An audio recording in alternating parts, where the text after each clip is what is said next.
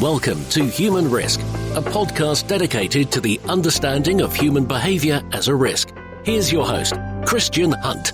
Hello and welcome back to the Human Risk podcast. And on this episode, there's a little bit more focus on the risk than on the human.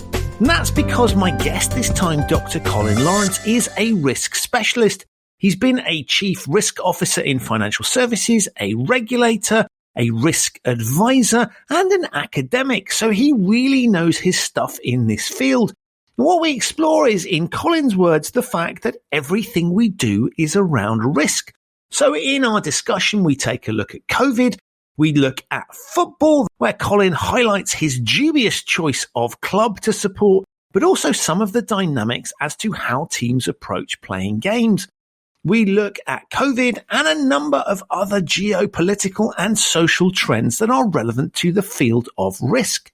Now, interestingly, the topic of risk also extended into the recording of the podcast because we were interrupted as Colin had to take a phone call.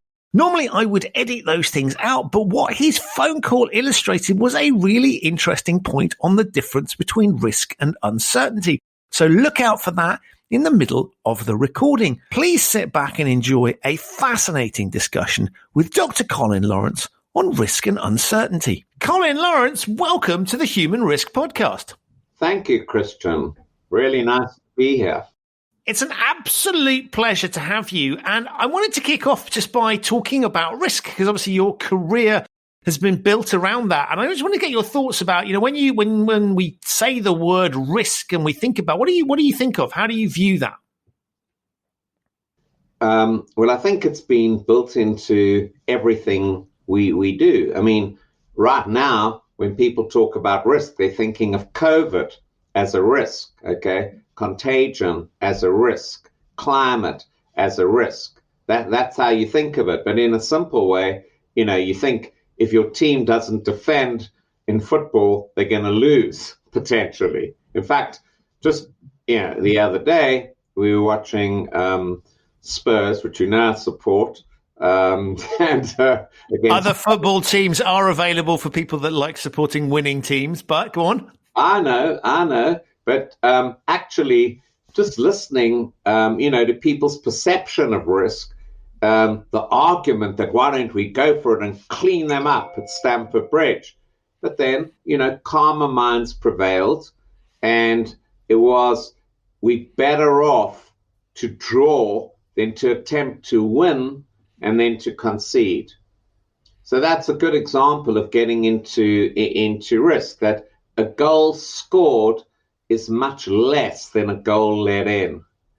So therefore it landed up to be a 0-0 draw in the game. But Spurs came away with a point, and they're on top of the league. And it's interesting at this point. So that's two examples of risk: getting COVID, not recovering, and Spurs going for a draw. So everything we do is around risk. What's interesting is that we all understand the concept. So you can talk to a child about taking risks and they intuitively understand it. But it's interesting because in many respects, although we understand the basics of it, as a species, we're often not very good at assessing it. So it's a very strange thing where very often the reason you make a bad judgment is you don't understand something. But in the case of risk, we generally get it. But we struggle a little bit to put that into action in terms of interpreting what we should do with it. Right.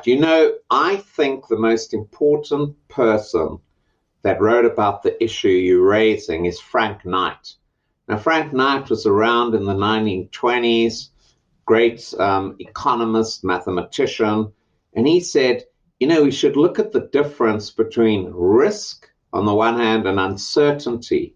And he defined risk very, very specifically. And that is, you do understand the events that could occur and you can attach probabilities to them. And very mathematical for economists, statisticians, econometricians, and what's going on now, they've got models, and that's all in the so-called risk field. But he said there's another more important concept. It's called uncertainty.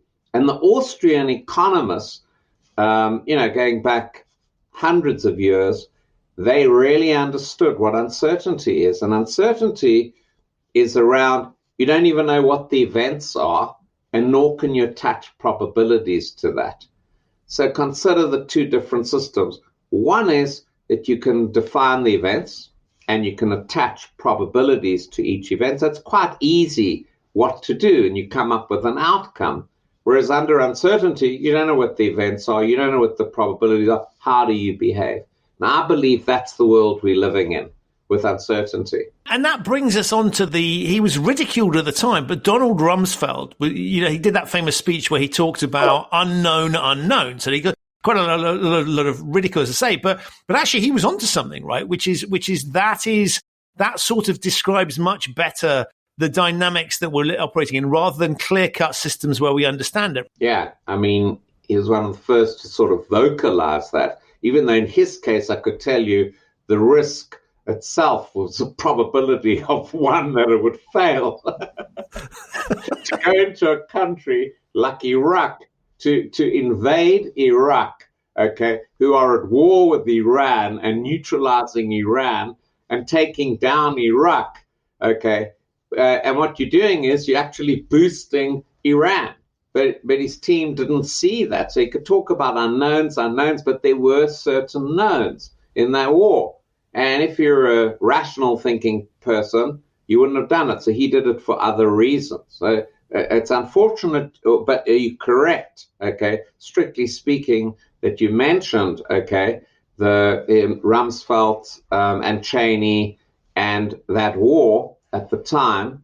But actually, I say that those risks could be well defined ahead of time. There was no uncertainty at all, given the actions they took.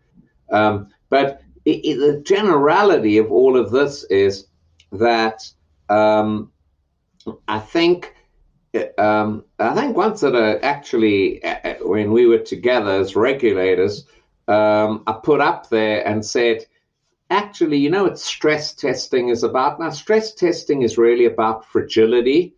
It's sort of, you see, if I take a glass and I just put it on the edge, and it's, I realize this is audio, but you can see it visually, so maybe you can explain it better than me. But I put it on the edge. Well, you could argue that it's stable, it's there, but just one flick or 1 second, it's gone. That's fragility. And I think that's what we mean by uncertainty. It could be stable, but it might not be, with a little tilt. Like you take someone like, Donald Trump came along, and the question is, does he threaten democracy? And you could argue, in the end, probably the American system prevails. And I actually heard a university professor who studies democracy, and he said that he's looked at countries with only, it's had 2 changeovers or 3 changeovers of government, or 4, and he puts, with America's changeovers, we've had how many, 45 or 46 or something like that, over 200 years. The probability is 1 out of 250 million that Donald Trump could launch a successful coup and be a dictator. Yet we sat for months thinking that he could do this or still could do this, etc. But in the end, if you think of it, of course, it's uncertain, but looking at the data sort of projects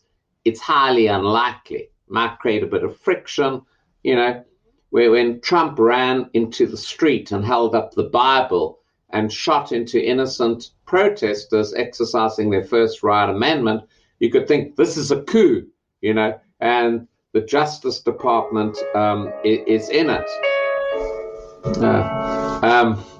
Hi, it's Christian here. I'm just interrupting the recording to let you know that at this point, Colin went off to go and pick up his Amazon package, and we resumed recording a few minutes later. So, Christian, that's an example of an uncertain event. The phone rang. Actually, my wife picked up the phone. She's 5 miles away, but I didn't hear it. Front door's here. She heard it and said, Amazon's outside the door. Okay. So, and it's pouring with rain, and I brought in my packages. Anyway, forget about that. So none of that, of course, is uncertainty.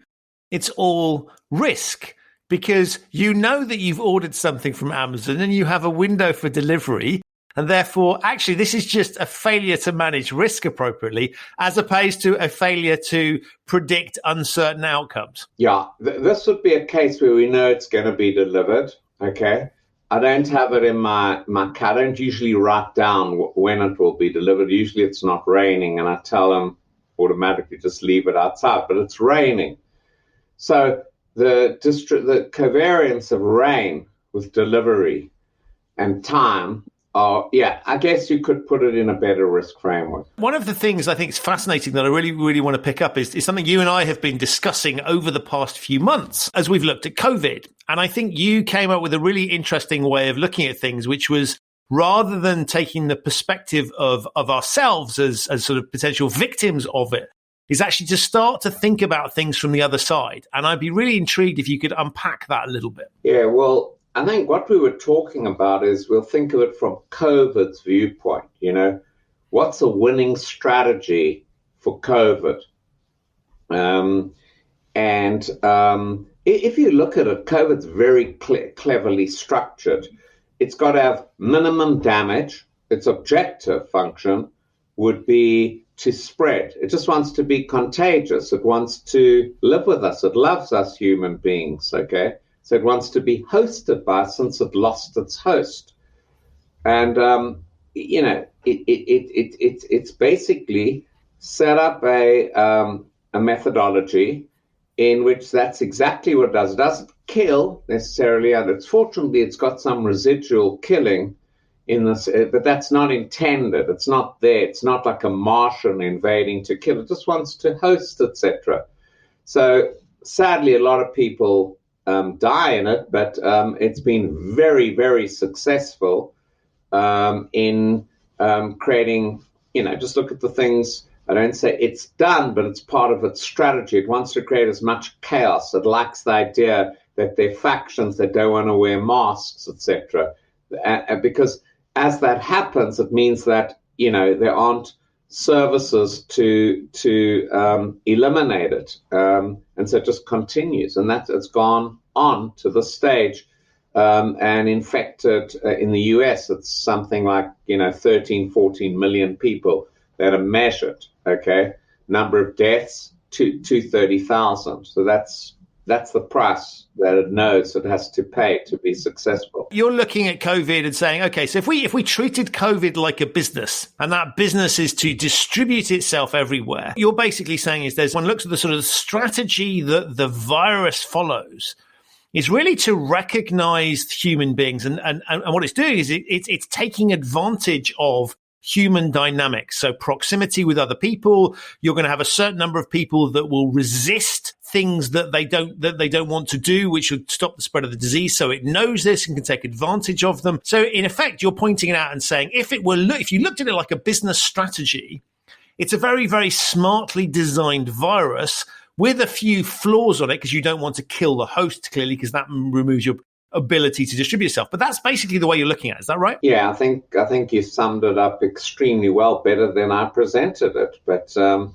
it's absolutely right. And now you'd sort of think that with a vaccine coming up, what it's going to have to do, if we were now trying to forecast which direction it would have to mutate.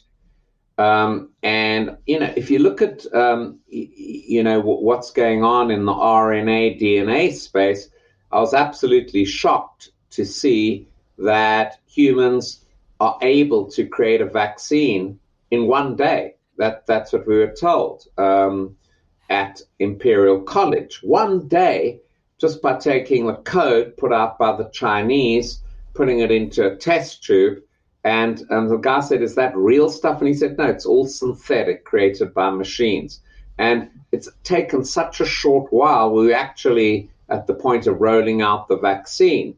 So if you are the virus, what would you do when, you now can lose? Okay, you won't have more people to host from. So you've got to now change your strategy, which could go through innovation, which is mutate. That's like a business that's been very successful, but it's thinking of its next big play because it might have exhausted all possibilities to host if everyone's immunized. So, one thing would be mutation. So those are the sort of questions you've got to ask scientists. What happens if it mutates? That's one thing. It might get some residual thing if there's enough friction in society. Certainly it can go in other countries where the vaccine isn't. So there's a lot of sort of residual hosting to do. But ultimately, the game is more or less up. There could be a steady state of infections where it could host, but it would be very long term. That can't be part of a long-term strategy. And it's fascinating when you sort of talk in those terms, because when we think about risk, many of the risks faced by human beings are other human beings or other sentient beings. And so what you've basically done there is to say, to tackle COVID, if we basically treat it like it's a human being and it has a brain and it has a strategy and it's a sentient process, then we can start to think about solutions and what risk, and what might come in the future, because we're reflecting on the fact that it's reactive. Whereas if we think about it just as a static piece, this is what it is and we need to fight it, as if it was sort of a wave coming over us or something, then we're missing lots of opportunities to think of creative ways of solving the problem. And the reason I really liked your articulation of looking at COVID as a business model is suddenly you start to say to yourself, okay, if I was in COVID's shoes, what would I be trying to do? And therefore that gives us a sense of things that we might need to think about, ways that we might need to perceive the risk that wouldn't naturally occur to us, but actually are very realistic. These things could happen. And so what you've done there is beautifully turned the thing on its head and helped kind of one's thinking about COVID as a risk by literally putting yourself in its shoes. Yeah, it is that sort of approach. And I like the way, what you said was, which is perfectly right. In thinking about any form of solution, it's not, one period. We do this and that happens. If there's continual, like a binomial, there are lots of things that are going to happen on top of it. They go back to the Iraq-Iranian war, okay? If you look at it in stages, we'll go right back to Rumsfeld that had the theory correct, but the implementation was false. Actually, he had a straight risk probability model. We go in there, we crush them and kill Saddam Hussein. Without thinking, what are the ramifications, okay, of that? And we know it's a disaster because in the end, America go in there, they conquer Saddam Hussein, etc. They don't want to stay there too long. Congress wants them back home. They come back home, but in the meanwhile, there's a Shiite regime and it takes control of the whole country. And the Sunnis, fearing for their lives, before it was the Shiites fearing for their lives, flee into Syria and create ISIS. And then we suddenly got a crisis for the next 10 years, the next decades. We've always got to solve the problems, okay, by looking in multiple steps forward. It's like chess, I think in chess, if you just looked at what the pawn takes off, and if it takes off the queen, it might be able to at some point. It's got to think about, and that's how chess players actually think, etc. They think about multiple moves. If I take this, I've got a nephew that plays chess. After any game, he can come down and dictate exactly his code, almost like a DNA code that he played. Why did he take the king? Because he took my bishop to thing. And, we've all seen the movie, The Queen's Gambit, where she does that straight away. Indeed, she looks at it in 3D, which is absolutely amazing how she thinks about it. And there's another thing about this.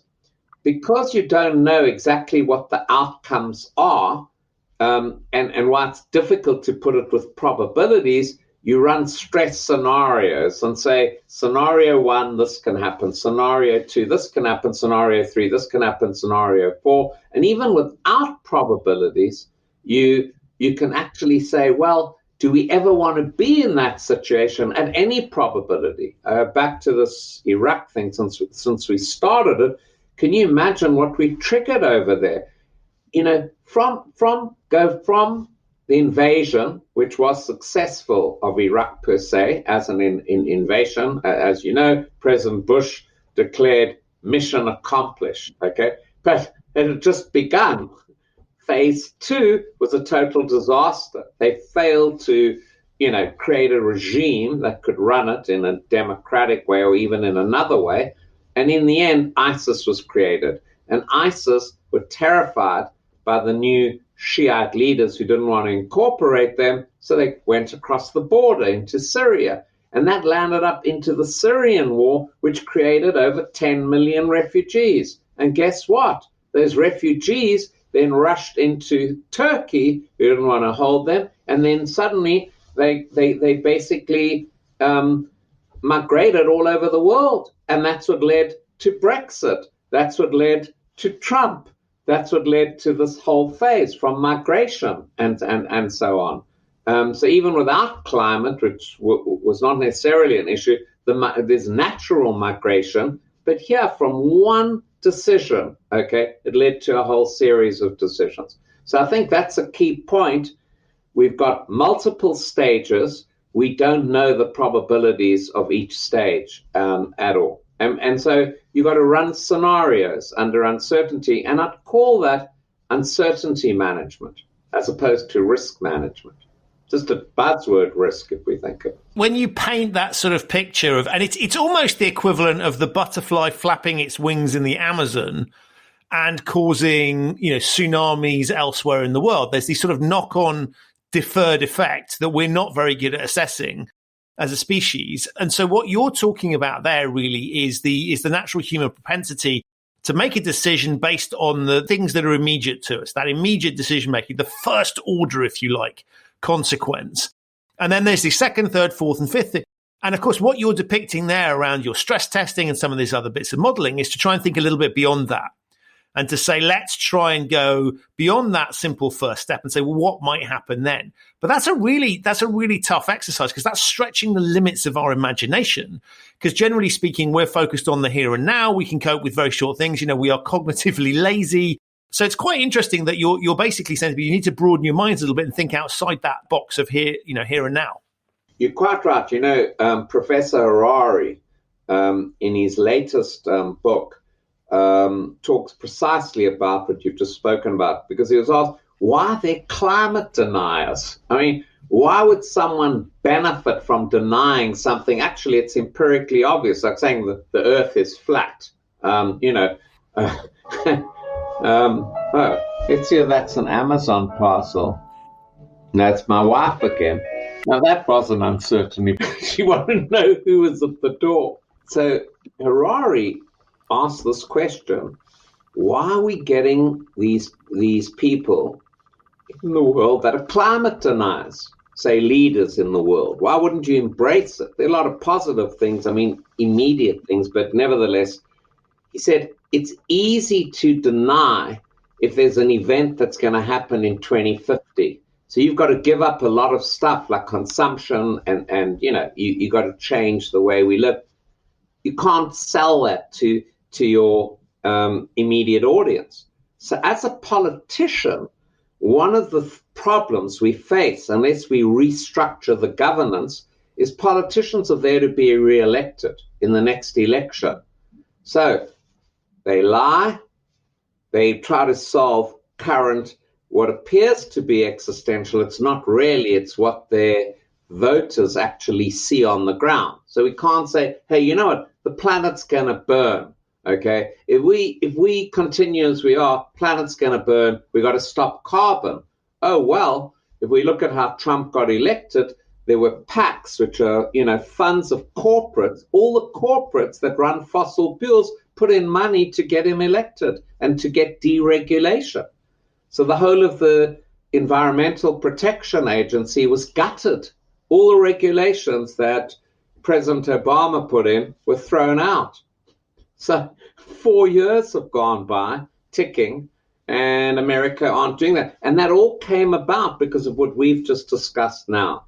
People are selling to current people that don't see all those multiple steps into the future, even at their own peril or their grandchildren's peril. So the fascinating thing from that is we won't move really in a significant way. We can go and sign Paris and 2 degrees and stuff like that.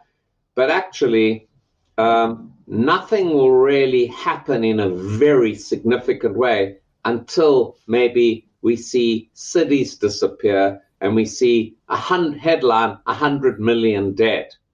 Same in wars. That's what happens, So society loses, a number of troops, say in World War I, when you think of the French, okay, in the trenches, okay, they were losing people, or, this is always about. But what about the future? What's going to happen? And people that have got vision to see multiple steps ahead have got a great advantage. And all businesses should be looking at that. The other example would be Apple. Apple, I know, had already built their Macs. Everything was ready. And Jobs went to an exhibition, and he saw some company had created the mouse.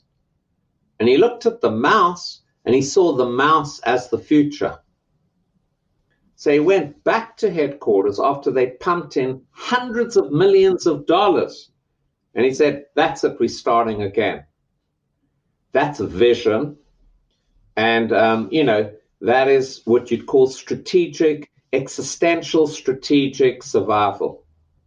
And I think we're not capable of doing that because we only see one period at a time. And that's where risk really comes in. If we think about it, you've got to look at multiple periods ahead. I mean, that's really interesting because when we think about innovation, and we will typically think about that tends not to come from the government. Traditional logic would say it tends to come from the private sector, where you've got competition and you're freed up. And what's interesting there is you've painted a picture of a company that has done precisely what the private sector would traditionally thought, longer term, been prepared to place.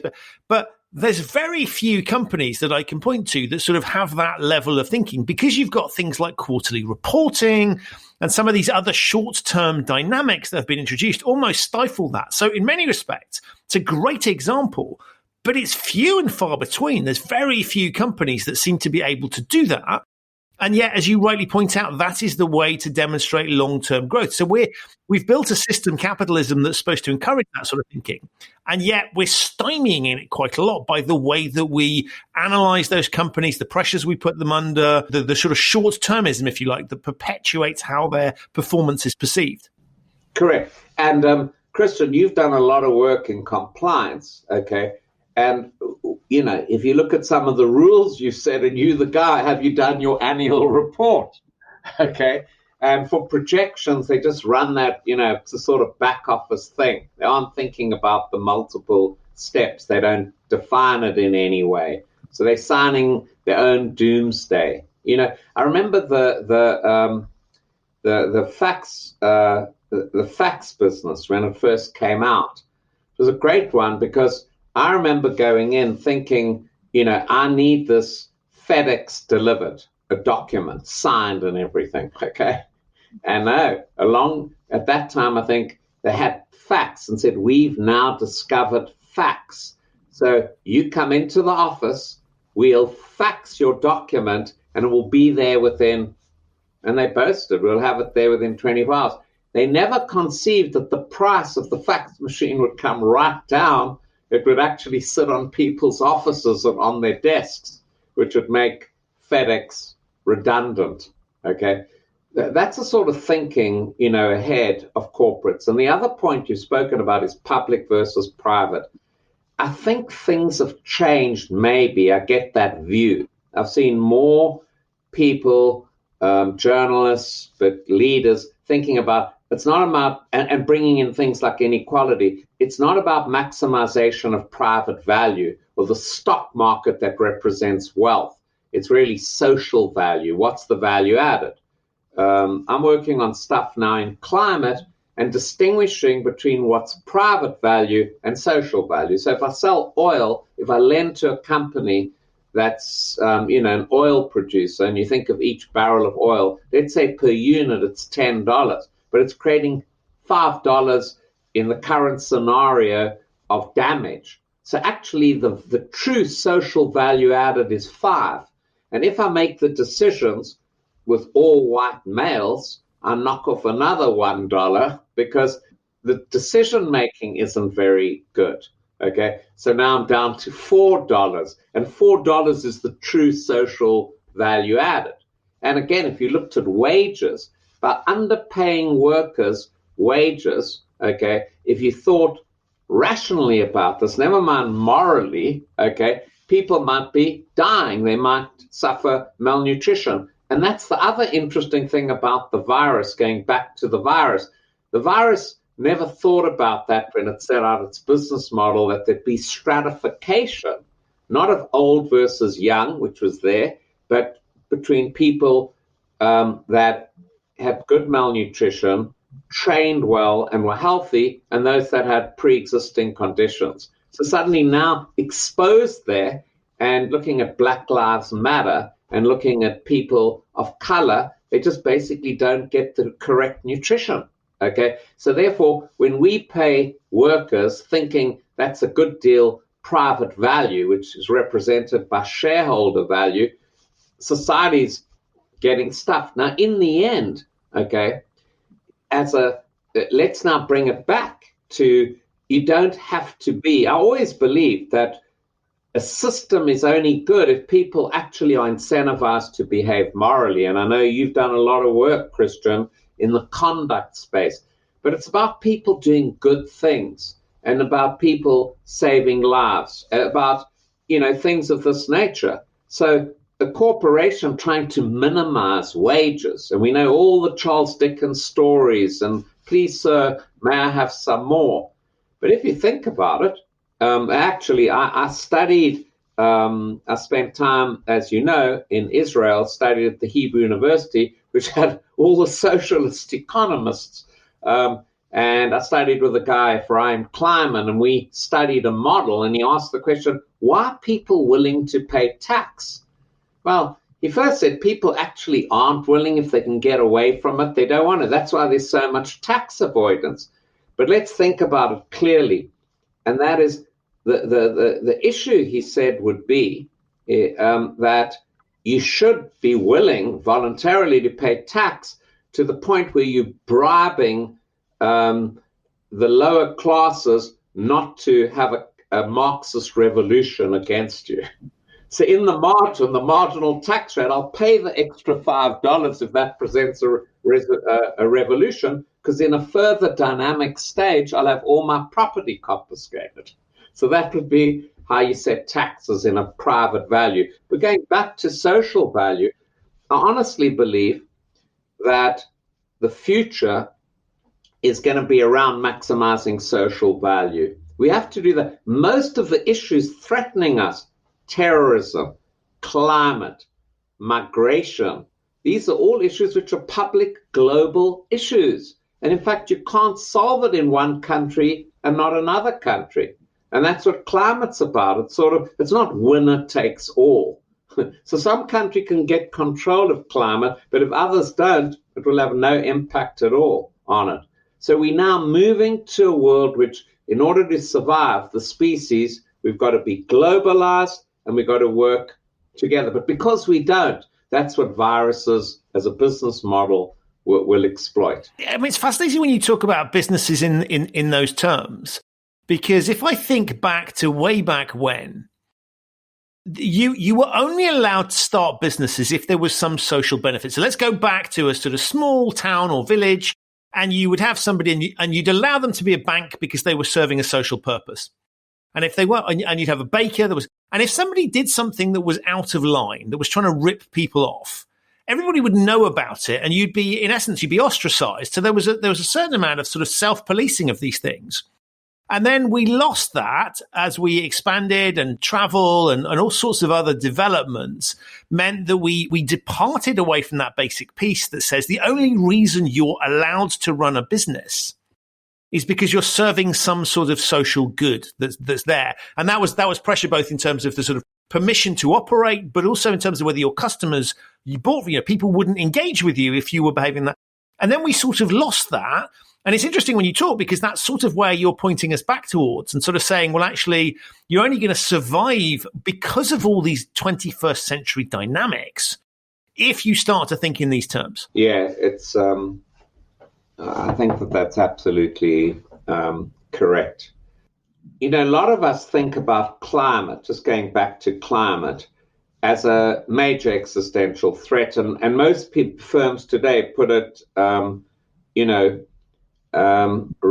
at the top of their agenda of risks facing us at the moment, and our children. Now, I listened to a podcast by Ezra Klein. I might have sent it to you. He actually created Vox.com. A lot of people don't particularly like him because they think that he's left-wing, but I don't think you can see the world as left-right. I think it's about, do you know or don't you know? That's the world. And I think he knows because he brought into the studio a professor who's written a lot of books on climate, and also he's I'm just trying to get this book out because I think it's quite important and relevant to our discussion. Okay, it's a science fiction book called by Kim Stanley Robinson, The Ministry of the Future. I'm sort of thinking, here I'm listening to a sort of political podcast, and what's he bringing on science fiction? Okay. But this guy came on and he said that the only reason why he's writing science fiction, it frees you up. Same way that there's, this through, if you look at, political fiction, okay, where you actually tell the story. But you don't have to be like a historian and get the source material. You can tell about a lot more about feelings, how people sit, etc. I've read a whole book on Churchill, not Churchill, but on the entire. Just stole me. What's his name? The Chamberlain. Okay, flying on his flight to Germany to talk to Adolf Hitler. So this is the appeasement flight.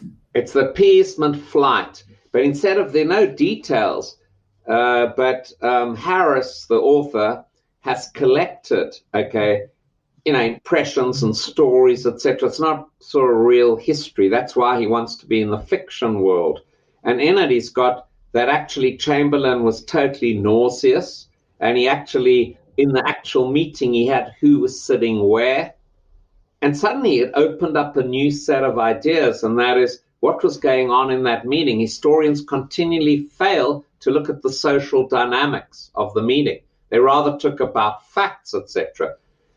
So Robert Harris got a very different view about Chamberlain. He thinks actually Chamberlain knew that Britain were very vulnerable, and therefore, as a strategy, what he wanted to do is slow down Hitler, slow him down at the build-up. So a mistake was made. Britain didn't build up the RAF, and he needed to slow him down. That's what he did. Yet he's being portrayed exactly the opposite. And along comes Churchill, who's regarded as a great in the world today, because, he saved Britain. But actually, it's a long cry when you start analyzing this. So that's on war and risk. But in another area, with this author, Kim Stanley Robinson, and I ordered the book. I suggest you order it and we can discuss it. The Ministry of the Future. It's very simple. What it's about is he says people talk about climate and you just sort of think, well, the earth is burning or something like that, and it's going to be unequal. And the only reason he uses science fiction is he can really explore where it's going to go. Just think of cities blowing up. What's going to happen? And actually, it's got a very positive outcome. He changes the concept of money and he creates a new ministry. How are you going to convince people? How are you going to win over the politic to address the issue we talk about? And this new ministry is created. And for example, they come up with a monetary system. Money is linked to carbon. And so the idea is in a new, call it utopian, people, that add value to society will be destroying carbon, not creating carbon. So money will be very different. The public sector will have blockchains that can pay out good money and also audit where the money is going to. And I thought about Corona, actually what happened over here. Corona were only too happy with the fact that they couldn't even give payouts correctly and appropriately for people to stay home. So in a lockdown, which reduces R, which measures the degree of contagion, that was very damaging. Corona were very unhappy with lockdown. But what happened, they then realized through the culture, of society, people wouldn't be able to stay home. Some people stay in one-bedroom apartments, etc.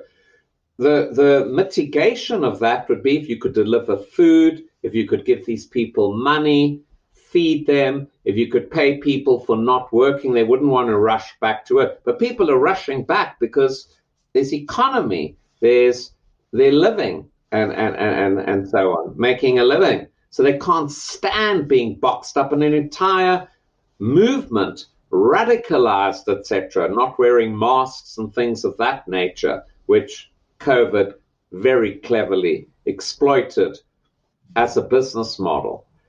So what I like about this book, Ministry of the Future, it talks about what sort of organization society would do.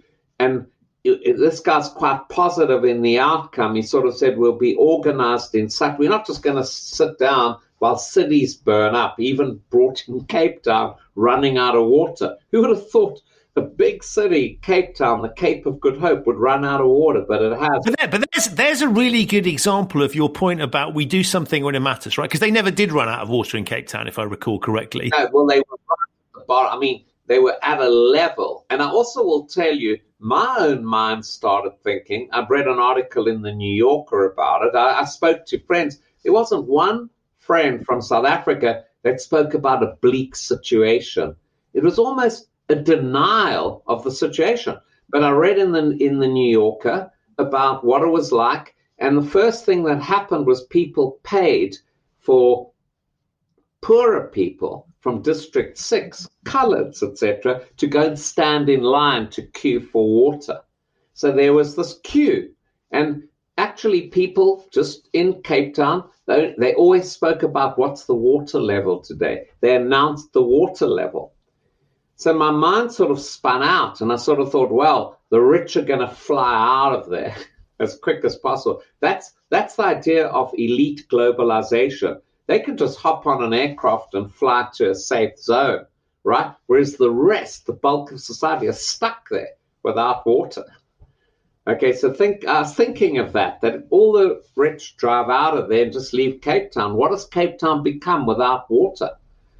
And, it would be an apocalypse would happen right there and then. That's how close. And when at the beginning of this talk, I spoke about our discussion, I spoke about fragility. That was a fragile situation. And it's just the way people go into denial. That's a mitigant, but it's not a solution. The first thing is, in the 5 stages, you go into to deny. You first deny. It's like Trump. He's now in denial he lost the election. The second one is anger. The third one is blame someone else except yourself, and so on. So again, in talking and communications with friends, I don't have one email from Cape Town where they've run out of water. Now, obviously, these are guys that probably, they've all got resources, so they can get water. And that's what's the thing in sociology they call kitchen stratification.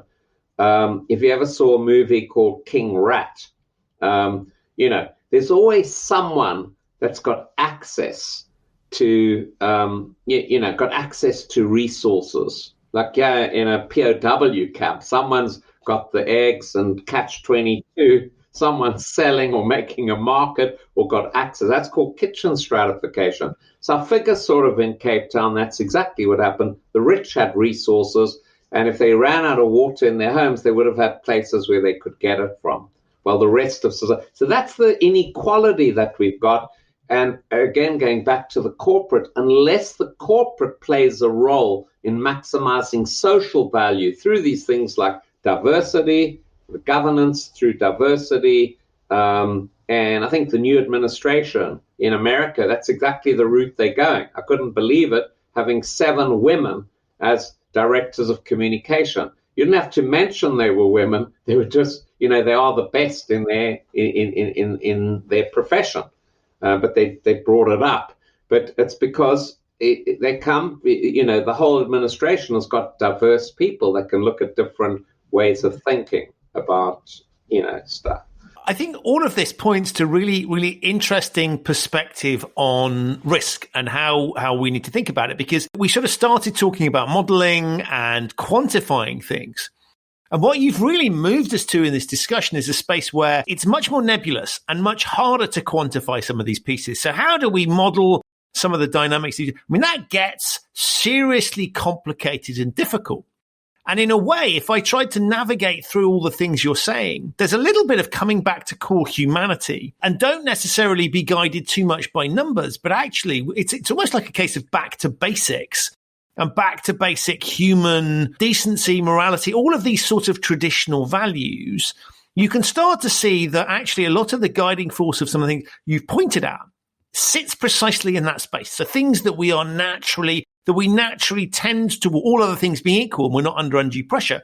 That's sort of where we tend to point to. So I'm fascinated by this piece that on the one hand looks at risk management as a very complex, numbers-driven discipline. On the other hand, what you've described is much more of a sort of gut instinct, natural human tendency model. And I'm intrigued about how you sort of see both of those interplay. Yeah, I think that, the models which we developed, we thought they're the bee's knees in risk management, okay?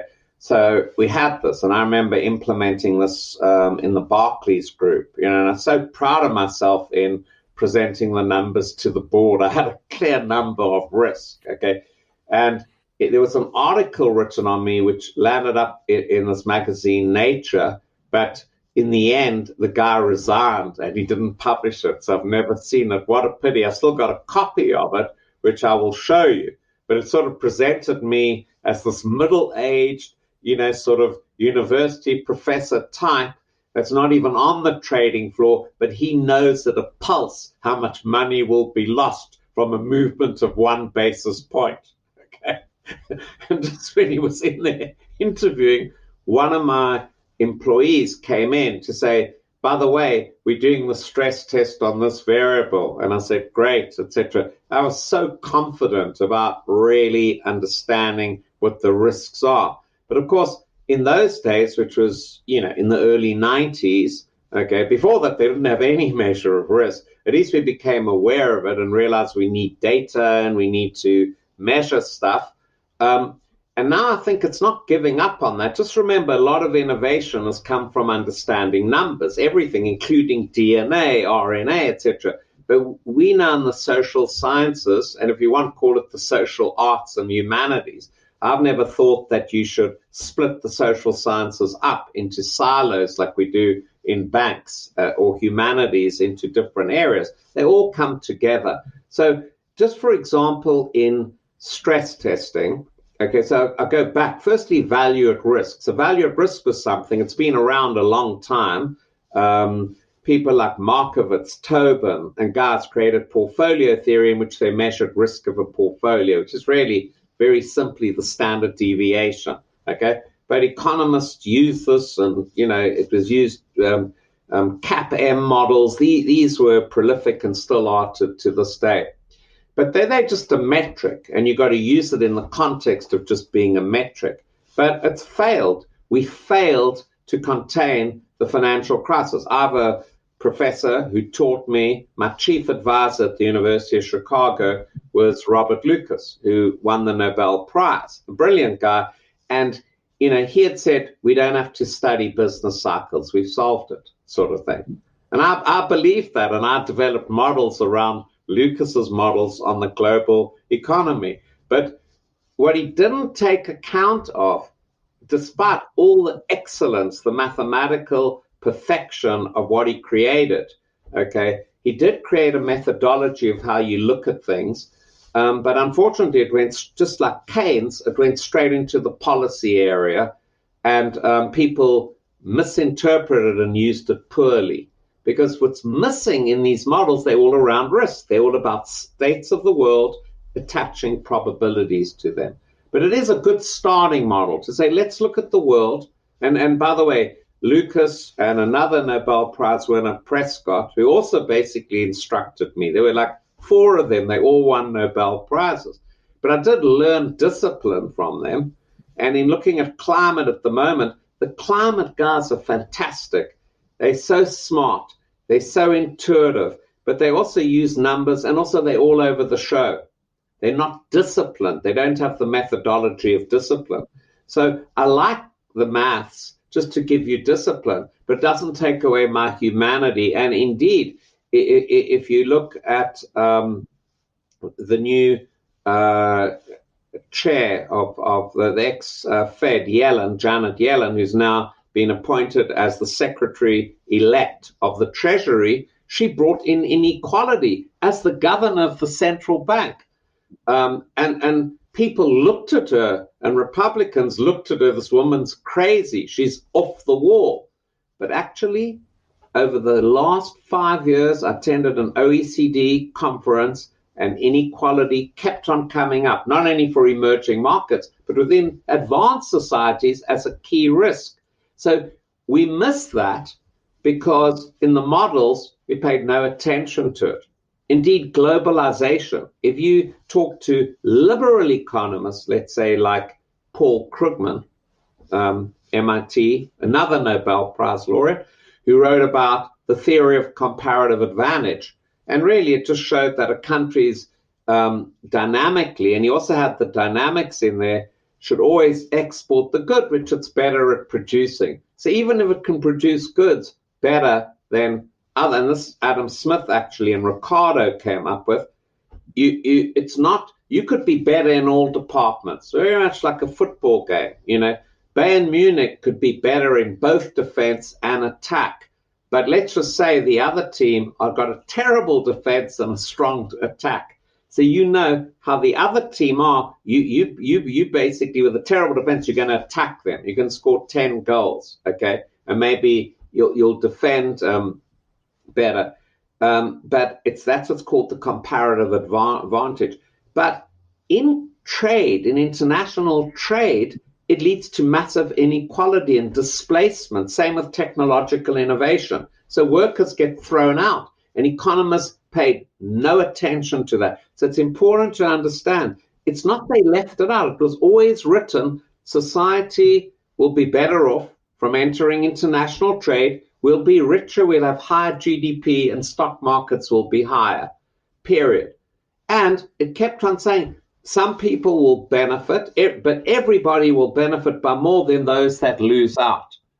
As wages decline, we import from China, wages decline. Okay, we've got workers from abroad.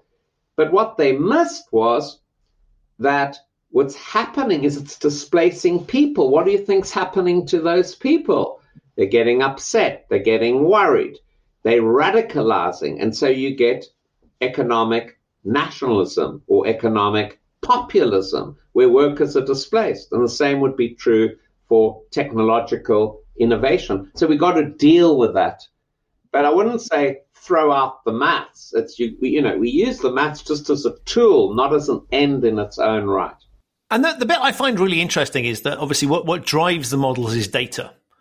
And clearly that data comes from one place, which is the past.